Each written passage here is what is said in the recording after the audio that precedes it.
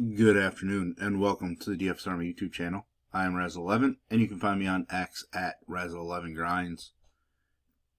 Going to take a look at some pitching for today, the 20th of August.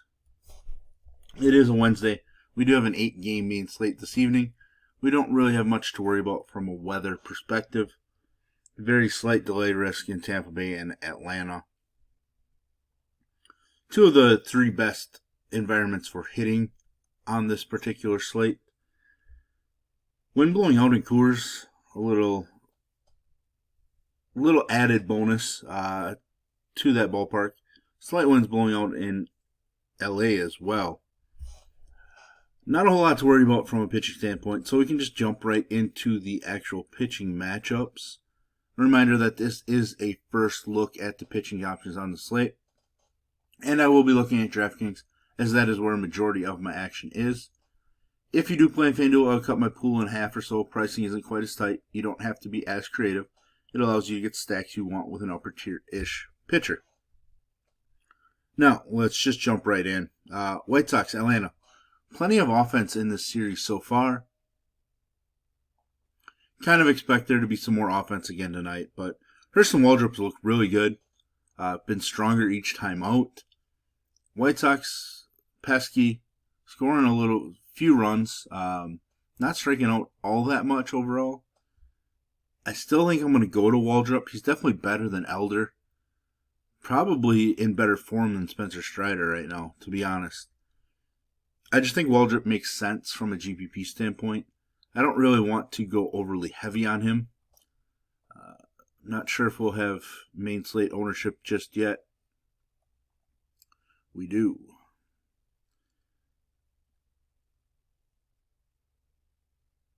Waldrop sitting at under 13%. It's not a terrible number by any means. So somebody I'm interested in. Martin Perez, somebody in the past that we've played. His first start of the year, absolutely dominant against the Twins. Spent nearly 4 months on the IL. Came back, threw out of the bullpen a week ago. Now he's sliding back into the rotation. Probably going to throw 80 pitches. Generally one of those guys that doesn't really get blown up, but still not sure that he's, ready to go, a week into his return from the IL. So just not somebody I think we can use on this particular slate. Yankees, Rays. Drew Rasmussen, somebody I am interested in. I realized that the Yankees just hit 9 home runs yesterday, but we talked about it on this video even.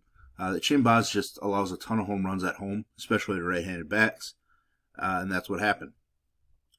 He has made 2 starts against the Yankees, one for just over 17.5 fantasy points, which means the other one was right around 21.5. 12 strikeouts in 10 2/3 innings. That's the thing that stands out to me because not a big strikeout guy. He's been actually really good in this ballpark this season. Just 6 home runs allowed in 70 innings. It's 1 in nearly every 12 innings. Pretty solid spot for some upside. I'm not afraid of it, so I'm going to use Rasmussen. I think he's just a better option than Shane Baz was yesterday for us. The other side, Schlittler. Somebody that I like, but I just don't know if I'm going to get there. I have said it that I do think that he's going to have a big strikeout performance at some point. He can have a home run issue, and that's my worry in this particular ballpark. Trying to bring up some of his splits on my other monitor here. 4 of the 6 home runs he's allowed have been to right-handed bats, so he might play decently into this. Left-handed bats hit him better from an average standpoint, right-handed bats from a power standpoint. It's interesting. I just don't think I'm going to get to Schlittler. I think I'm going to be more interested in the Tampa Bay bats in this game. A's, Twins. Bailey Ober. Somebody that shows flashes yet. I mean, this start against Kansas City wasn't terrible. Just 1 run allowed in 6 innings, but there just hasn't been any upside in his starts for much of the season. His home numbers are a little better, but I don't really love the spot. 24 home runs allowed. It's a lot of home runs allowed. 13 of those at home. Basically one every 4.5 innings. So it's basically 2 home runs per 9. Not a great thing to have against a team like the A's. JT Ginn on the other side. Kind of an every other start thing right now. Strong, bad, strong, bad. That kind of lines up for him being strong, but he's really not a big strikeout guy. He had 9 against the Orioles. But home runs can happen. I think this is just a better game for offense than it is for pitching. Texas, Kansas City. Noah Cameron, somebody that I am going to play. I don't mind left-handed pitching against Texas. He's just been really strong at the major league level. Not a huge K guy overall, but just 10 home runs allowed in 98 innings. Not a big power guy against. 1 run or fewer in 3 out of 4 and 4 out of 6.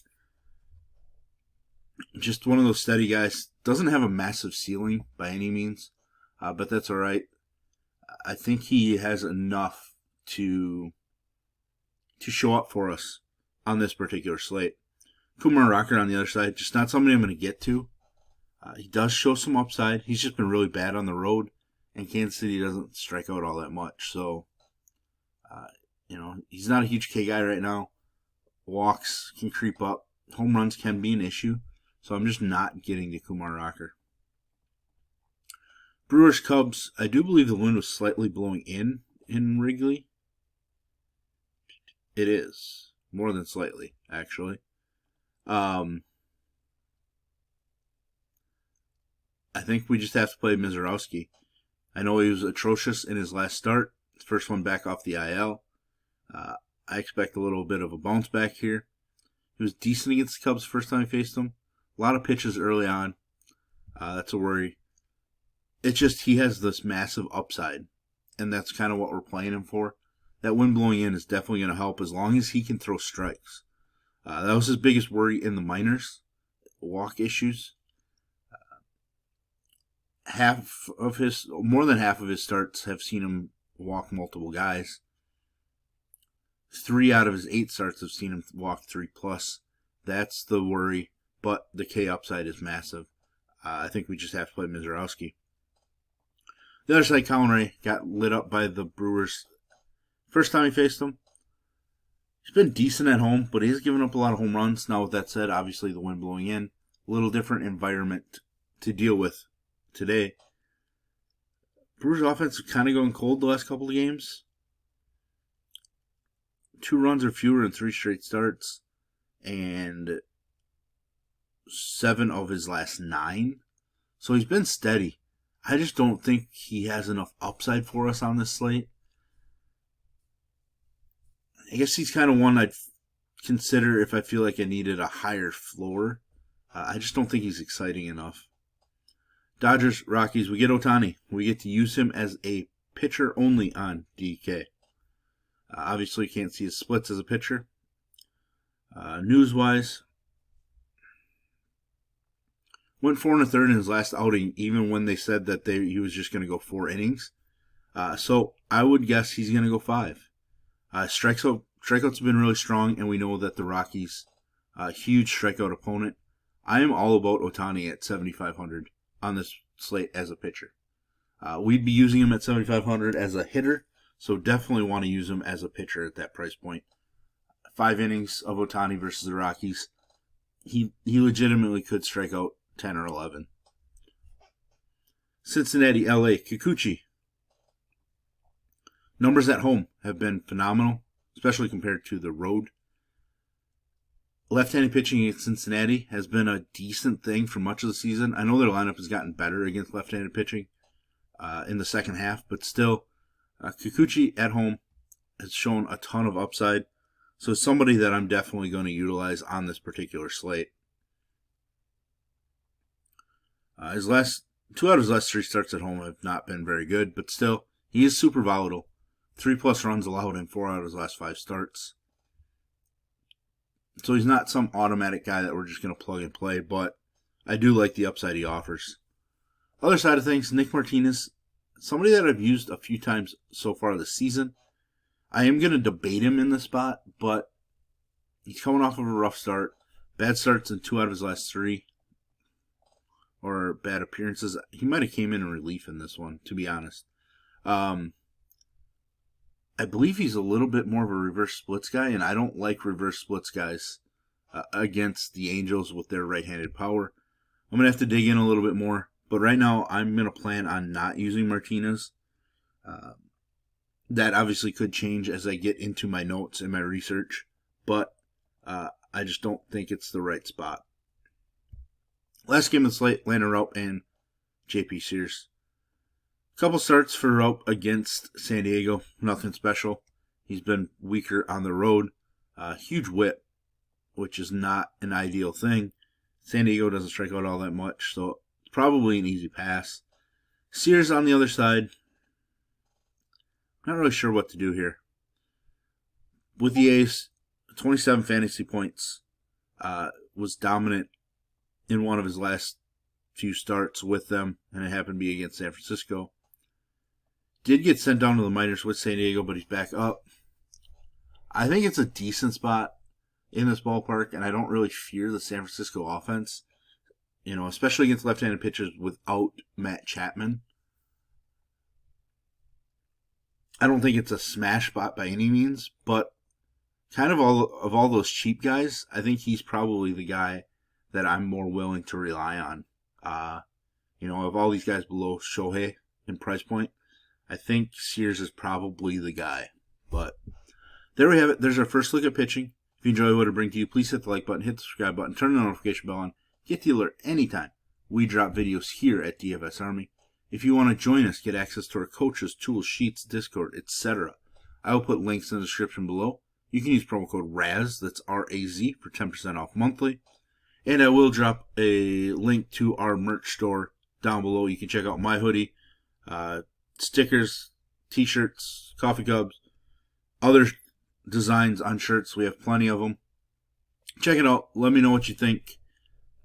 Pick one up. Probably take you about a month to get it, to be honest. But still, I would definitely get a hold of one.